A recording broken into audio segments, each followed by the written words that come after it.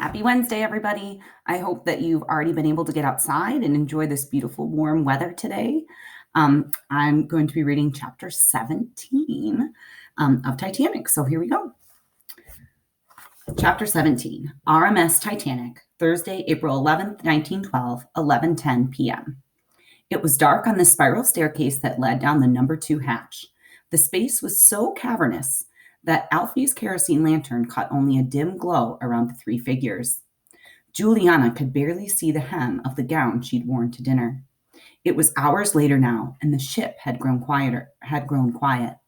The music and dancing had ended some time earlier, and the passengers had retired to their staterooms, or their cigars, or their card games. Cards. For once, Juliana wasn't worried about her father's poker losses. Papa had declined food and was stretched out on his bed.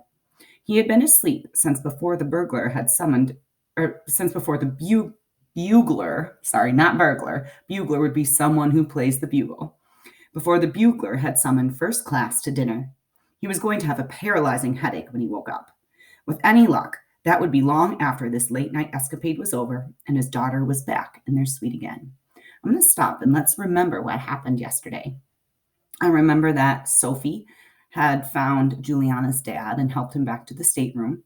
I'm also remembering that Alfie suggested that they kind of go on a bit of an adventure, and he's going to show them the scrapbook from the killer. Have I gone mad? She wondered. What was she doing skulking around the bowels of the Titanic with an untamed American girl and the steward she had inexplicably decided to befriend? But after promising Sophie a service, how could she refuse? So here she was, in the working part of the ship, where it was not seemly for passengers to visit. Surely not the behavior expected of a glam. Mind you, the head of the family hadn't exactly distinguished himself today. So any disgrace Juliana might bring down on them could only be second to his performance. What happened? She was in for whatever happened. She was in for a penny, in for a pound. Or those American dollars everyone was so keen on. That's kind of like an idiom or saying. It just means that once she said she would do it, she's all in. Now, if we run into anyone, Alfie said in a low voice, remember what I told you. I'm your steward escorting you to your luggage to get something you need. I don't see why we have to go down to the hold ourselves, Juliana complained. Why couldn't you have brought this item up to us? You'll see, miss, Alfie promised. This isn't the kind of thing you can flash around. Is it just me or is it getting warmer? Sophie put in nervously. The boiler rooms are just aft of us, Alfie explained. Don't worry, we won't get too close to them. I've been there to visit my da on the Black Gang. You feel like the air you breathe is on fire in your lungs. Alfie, Sophie's voice was subdued. If we get caught here, Julie and I will be scolded. But what will happen to you? I can't really say, he replied, so readily that it was obvious the thought had been haunting him. I suppose it would depend on who catches me. But this discovery I've made has been bubbling up inside of me. I'll burst if I don't share it. Juliana knew all too well what would happen to Alfie if they were caught.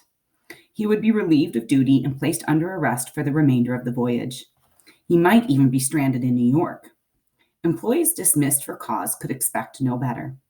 His father's pay might purchase him third-class passage back to England on a different ship, but he would never set foot aboard the Titanic again. What could he possibly have to show them that was worth such a fate? They descended the metal staircase more than 70 feet into the depths of the ship, well below the waterline. It was a disconcerting thought to both girls that the surface of the ocean was actually above them. Yet apart from the heat, the air felt no different than it had higher up many dozens of steps ago. At last, they left the staircase and Alfie escorted the girls into the baggage hold. Sophie surveyed the endless stacks of trunks and crates and whistled in amazement. Who brought all this? The hat boxes alone could fill the Grand Canyon. We can hardly be expected to travel without the necessities of life, said Juliana stiffly. Sophie laughed. How many hats did you bring? Spring weather in New York can be unpredictable. How many? 11, Juliana said defiantly, and then giggled. And this is only first and second class, Alfie put in, leading them through the maze of baggage. He stopped at a tower of crates secured by netting and reached in through the slats of one marked Galerie Gavroche, Montmartre, Paris. They waited as he drew out the scrapbook and placed it on the flat side of a trunk before them. Juliana was appalled. You dare to rifle through people's belongings? No, I found this. It must have fallen out of somebody's luggage. Please take a look. The girls began a slow perusal of the heavy pages, their faces twisting with revulsion at the description of such grisly crimes. It dawned on Juliana first. This is about the Whitechapel murders. The man they call Jack the Ripper.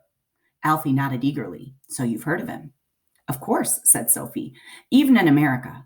Some stories are so awful that they never fade away, especially since the Ripper was never caught. Exactly, Alfie exclaimed. This is his scrapbook. He's aboard the Titanic. Don't be ridiculous, scoffed Juliana. He's probably long dead. The murder stopped decades ago. Then how do you explain the scrapbook? Alfie challenged. Why would you have to? Sophie reasoned. This book is a record kept by some person who is fascinated by the killings. It could belong to anybody. I don't think so, Alfie said gravely. The details written in the margins. Only someone who was there could know these things. And there are, he hesitated, souvenirs. Juliana was wary. What sort of souvenirs? Look. He leafed forward to reveal a square of fabric obviously cut with a knife. This piece of cloth comes from Annie Chapman's dress. I think the brown stain is old blood. Gets worse. There are, he shivered, human teeth, all displayed like it's something to be proud of. Sophie's eyes were wide. It still doesn't prove that we're dealing with Jack the Ripper. I admit it's someone loathsome, with a sick mind, who admires a rampaging butcher enough to create a scrapbook in his honor.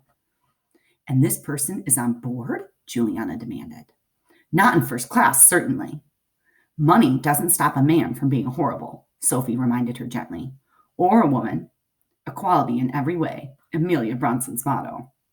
Juliana looked haunted. Whether it's the real Ripper or not, it's frightening. Whose book could this be? I spend all my spare time down here trying to learn exactly that, Alfie promised.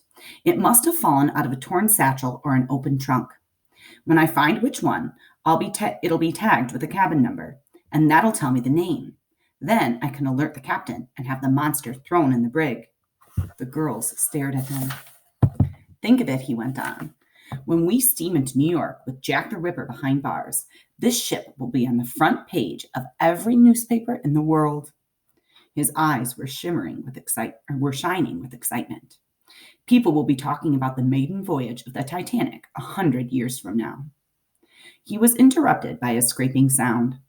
The wheel on the hatch to the fireman's passage began to turn slowly. Somebody's coming, Alfie rasped. I wonder who it is. Today on Google Classroom, we'll predict who do you think is going to enter the baggage hold.